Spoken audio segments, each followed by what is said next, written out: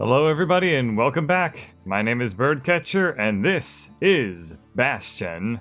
I haven't talked very much about the little mementos that you pick up throughout this game, but I have talked to Rux and Zolf about them so that you can read about them while I'm talking, in case you're more interested in that than what I have to say.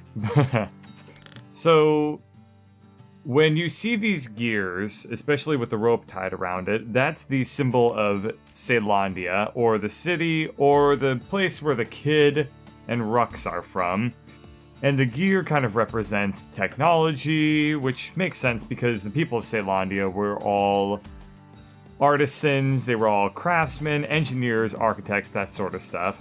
Now, to contrast that, the symbol of the shovel, or the spade, is the symbol of the Aura, which is the people that Zolf is a part of.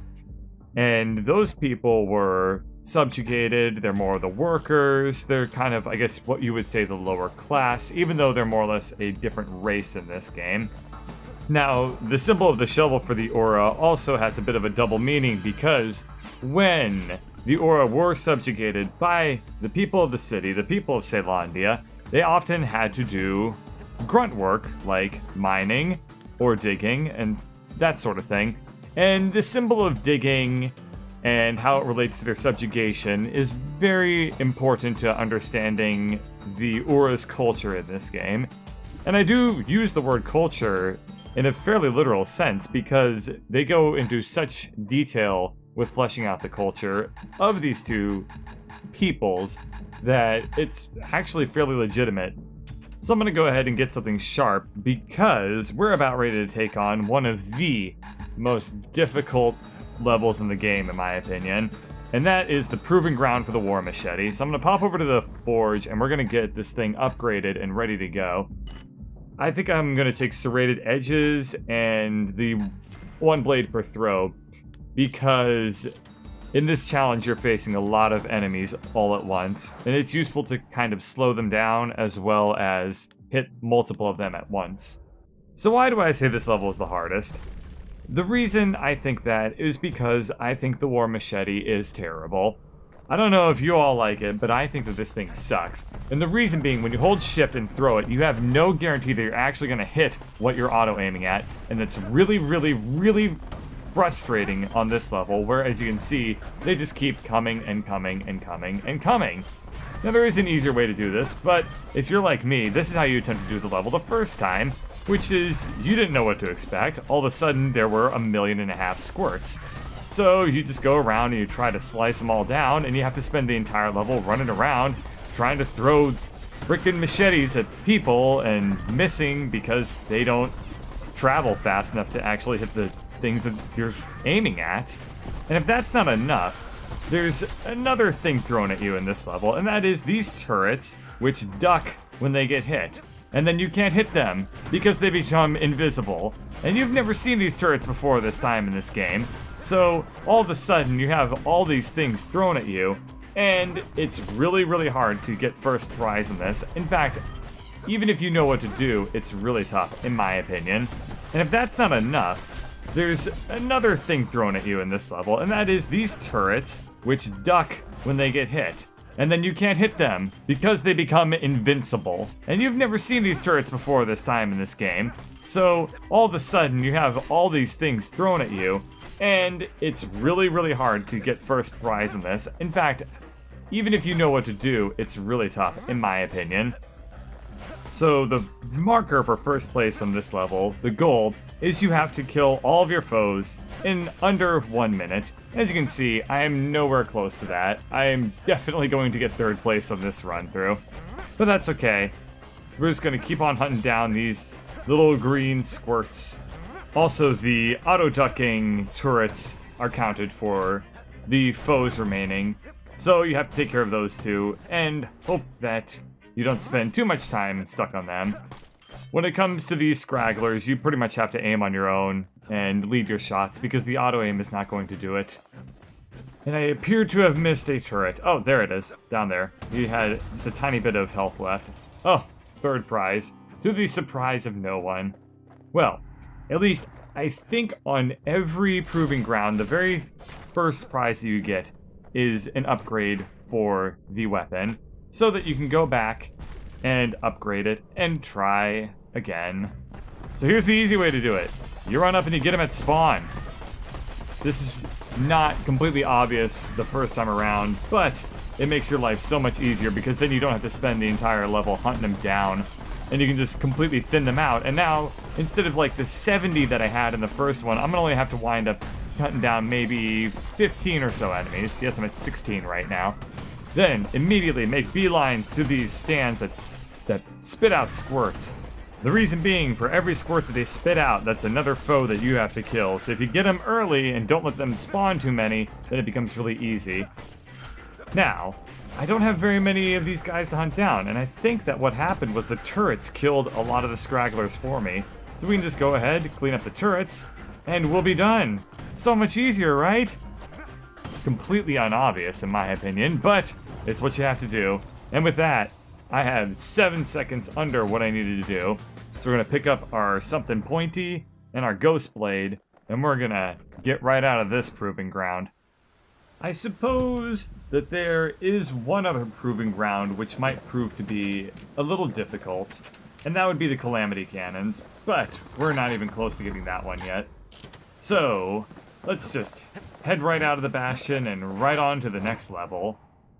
It appears that my two options are Pyth Orchard and Cinderbrick Fort. Just checking. No, I don't see anything else. Okay, so Pyth Orchard is very interesting because this game features a pantheon of gods, one of which is a bull called Pyth. But we're not going to talk about that right now. We're instead going to check out Cinderbrick Fort, which is a very hard and weird level in my opinion. It's full of turrets and windbags, and it's just really strange. But the lore behind it's pretty cool, so we're going to talk about that. Cinderbrick Fort is the stronghold of a faction of the city called the Marshals, and they were tasked with basically being the police of the city. The Marshals are looked on very favorably by a lot of the other factions in the game, like the Triggers, the Masons, etc., because it's very difficult to be a Marshal, and it's very dangerous to be a Marshal. It's also heavily implied that before the Calamity occurred, the kid was looking to join this faction. While, of course, he was too young to actually do so, he did volunteer for duty on the Rippling Walls, which is where the game began. The Rippling Walls are the outermost defense of the city, and doing a tour of service on the Rippling Walls lasts for 5 years, although it is completely voluntary. As part of the backstory, the kid was on his second tour of duty, which nobody in the history of the game had ever attempted to do before. Most people couldn't handle doing one term, let alone two. So with all this information coupled together, it's easy enough to see that the kid had an extreme sense of loyalty to the city, and maybe the practice of doing the Rippling Wall was considered an initiation rite for the Marshals. It's heavily implied in the lore of this game that the Marshals valued toughness over pretty much anything else. So it's easy enough for me to believe that perhaps the kid was doing these terms because he wanted to prove that despite his age, he was tough enough to join the Marshals. So while a lot of these facts are never explicitly stated or explored in the game, all the implications kind of, for me, make it very easy to come up with your own stories at least, and this is the one that I choose to believe. Now, as soon as I take care of this windbag, we're gonna see a new shift in the entire level, because we're gonna get something brand new. A new killy, pointy, shooty, death thing, the Scrap Musket. The Scrap Musket is the shotgun of the game. It is extremely easy to use, but as far as I know, there's no way to do a power shot on it. The mechanic instead is that the damage is based on how close you are to the target. The Scrap Musket is very easy to use, especially for beginners, and the first time I played through I used it heavily. I'm not going to use it nearly as much this time because I've grown to love the Breaker Bow instead, mostly because the Breaker Bow is so much more powerful than this thing. But as is usually the case, once you get a new weapon, you're forced to use it at least for a little while, and I think that's a great little mechanic in this game. because it forces you to learn the new weapons that you pick up, instead of just sticking to what you know, and perhaps making a snap judgment, being like, nah, I don't want to use a shotgun, and completely missing out on a whole new way of experiencing the game. Although, I have to admit, there were some times where I really, really hated the weapon that I picked up and had to use. The War Machete was one of them, and then there's going to be the Mortar and the Calamity Cannon by the time we get towards the end of the game.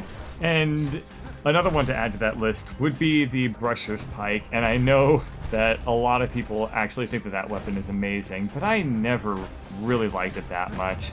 I don't really care much for the really versatile weapons in this game that allow you to do both melee and ranged, but the Mortar is an exception, and I love that weapon to death. So here is the arsenal in this level.